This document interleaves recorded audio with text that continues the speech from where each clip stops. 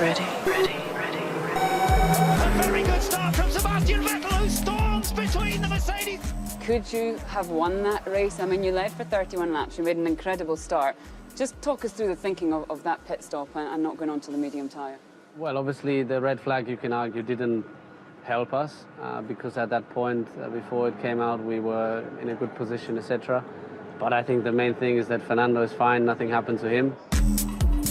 Safety car has been deployed. Vettel still on a set of super soft. Now that's very interesting. With hindsight, I think it's easy to see that we could have decided for something different. But at the time, we wanted to attack. We wanted to make sure that we don't just sit there and try to defend. Everything's going wrong for Ferrari now. Even the pit stop doesn't go to plan. Vettel's gone off! Oh my goodness! Sorry, guys. I think it's always easier after the race to sit there and say, okay, well, the medium tyre was this quick, the soft was that quick, and so on. And these things that we simply didn't know, especially about the medium tyre, because nobody has used it for the whole weekend before. You're a Formula One fan. You always have been a fan of the sport. How would you sum it up at the moment? Do you think fans are frustrated watching this?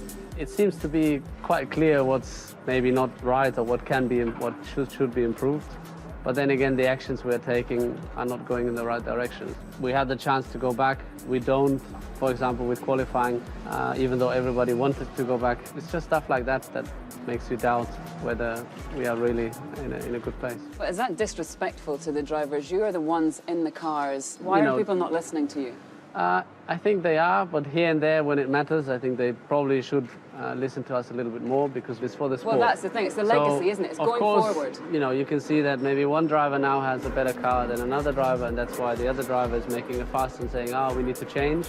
And I think that's where everybody has to step out of his racing suit or his color scheme and look what's the best for the sport. And that's, I think, what we try to do, coming out with the statement that we made as drivers. This is like you're a politician and you're actually you're like a racing driver there. No, I know, but that's the point, isn't it? How can we get back to just pure sport and get rid of all the politics or some of the politics? I think the problem that we currently face is that in principle it's too expensive for what it is. So the regulations are very complex.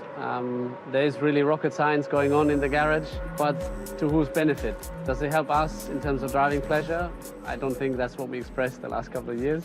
Does it help the spectators? Is it more raw, more noise, more rough? No. So you can argue who does it benefit. As I understand, no one really, but it costs a lot of money, so it's not the right way to go. Equally, we are now, I think, year 3 of these regulations. A lot of teams, etc., spend a lot of money.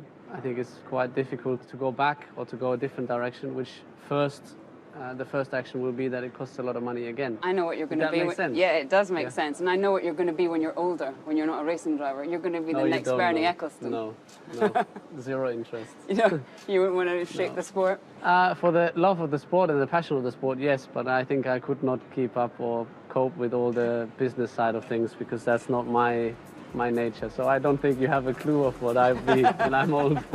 Do you know what you want to be when you're older? I have an idea, but I keep it for myself. Ready.